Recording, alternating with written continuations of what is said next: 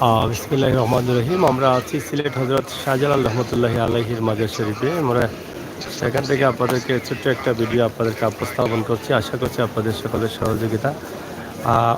আসলে শত বছরের পুরনো ঐতিহ্যবাহী মহিলা ইবাদতখানা হজরত শাহজালাল রহমতুল্লাহি আলাইহির মাজার শরীফ আপনারা অনেকে চিনেন, কিন্তু এখন আসলে সেটা আর পাবেন না। এটা ভেঙে ফেলা হয়েছে। আমরা সেটাই আপনাদেরকে দেখানোর চেষ্টা করছি এবং ভেঙে আবার নতুন করে সেটার কাজ শুরু হয়েছে। আলহামদুলিল্লাহ, হয়তো আরও কিছুটা বড় হবে। আর সেই আবাদতখানা আপনারা জানেন যে আগে একমাত্র আবাদতখানাই ছিল শাহজালাল মাজারে মহিলাদের এই জায়গাতে। হযরত শাহজালাল রহমতুল্লাহি আলাইহির মাজার শরীফে ঠিক নিচে এবং যে সিঁড়ি দিয়ে মাজার শরীফে উঠা যায় সেই সিঁড়ির পার্শ্ববর্তী স্থানে ছিল এটা। এবং সেটা আমরা আজ হঠাৎ করে এসে দেখছি যে সেটা ভাঙা হয়ে গেছে এবং সেটা পরিষ্কারের কাজ চলতেছে এবং সীমানা দেওয়া হয়েছে, সেটা আর বড় করার কাজ চলতেছে। আমাদের যতটুকু আমরা জানলাম, আমরা দেখলাম, সেগুলো আপনাদেরকে তুলে দেওয়ালাম। প্রবাসে থাকা অনেক ভাই বোনেরা, আমরা এর আগে যে অনেকগুলো লাইভ দিয়েছি সেখানে আপনারা অনেকেই বলেছেন যে মহিলা ইবাদতখানা যেন আরেকটু বড় করা হয়, কিন্তু বিকল্প নামাজের জায়গা আছে ওই পাশে। ওই যে মহিলা নামাজ পড়ার জায়গা দ্বিতীয় তলায় ওই পাশে আছে, কিন্তু এটা একটু দূরে থাকার কারণে অনেকের মনের ভিতরে একটু অশান্তি থাকে। যাতে ঐতিহ্যবাহী যে স্থানটি আছে বা অনেক পুরনো যে মহিলা ইবাদতখানা আছে সেই জায়গাতে অনেক মহিলারা পড়তে চান। আর পড়তে চান বলেই কিন্তু এখানে তারা হয়তো দাবি করেছিলেন যে এই জায়গাটা যেন আরেকটু বড় করা হয়, সুন্দর করা হয়, এই জায়গাতে এই স্থানটা যেন থাকে। তো সেজন্যই কিন্তু অনেকে দাবি জানিয়েছিলেন বিভিন্ন লাইভে। আমরা আজকে আলহামদুলিল্লাহ আমরা দেখলাম যে সেই আপনাদের চাওয়াটা পাওয়াটা পূরণ হতে যাচ্ছে। যেভাবেই হোক তারা এটা কাজ করছেন, কাজ ধরে নিয়েছেন, মহিলা ইবাদতখানা ভেঙেছেন এবং আবার কাজ শুরু হয়েছে এবং কাজ শুরু হবে, বড় হচ্ছে। আমরা যতটুকু দেখছি যে সত্যি তারা রেখেছেন বিভিন্ন সীমানা দিয়ে, সেই সীমানা পর্যন্ত যদি হয় তাহলে অনেক বড় হবে। এখানে জুতা রাখার একটা স্থান আছে, আপনারা জানেন। এই জুতা রাখার স্থানটা এখন আর আগের মতো থাকবে কিনা জানি না, তবে জুতা রাখার একটা স্থানেরও প্রয়োজন। বিভিন্ন স্থান থেকে মানুষ যখন আসে জুতাগুলো নিরাপদে রাখার জন্য একটা স্থান প্রয়োজন। এখন ঠিক বিপরীত পাশে গেছে সিঁড়ির নিচে, এই সিঁড়ির নিচে এখন চলতেছে, কিন্তু এই কর্নারে কিন্তু আগে এই জায়গাটা ছিল মহিলা ইবাদতখানার কর্নারে। তো সেটা আমরা দেখছি এখনও সীমানাটা যেভাবে তারা করেছেন সেই সীমানা অনুযায়ী সেই কর্নারটা খালি আছে, বোধহয় সেই জায়গাটা থাকবে। তো আমাদের আজকের এই একটা ভিডিও আপনাদেরকে দিলাম হযরত শাহজালাল রহমতুল্লাহি আলাইহির মাজার শরীফ, যেটা সিলেটে অবস্থিত। সিলেটের 360 আউলিয়ার বাদশাহ এবং সারা দেশের অলিদের বাদশাহ। আমরা যেটা জানি, যারা সিলেটবাসী যে অলির কারণে মুসলমান হয়েছেন, আমরা শাহজালালের উত্তরসূরি, সেই শাহজালালের পবিত্র স্থান থেকে আমরা আজকের এই ভিডিওটি আমরা আপনাদের কাছে উপস্থাপন করছি।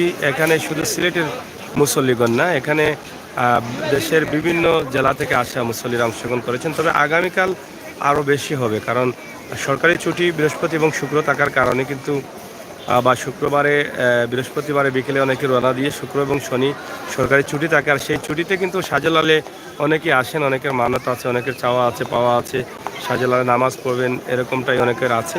তো সেদিক থেকে কিন্তু অনেকেই এখানে আসেন প্রতি বৃহস্পতিবারে।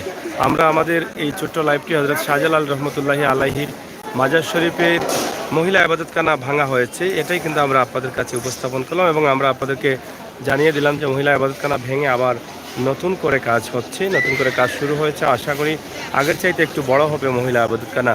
সিলেটের সবচাইতে সুন্দর এবং পবিত্রতম স্থান হচ্ছে হযরত শাহজালাল রহমতুল্লাহি আলাইহির মাজার শরীফ এবং সেই মাজার শরীফের এই মুহূর্তের অবস্থা এবং পরিস্থিতি নিয়েই কিন্তু আমরা আপনাদের সাথে যুক্ত হয়েছি।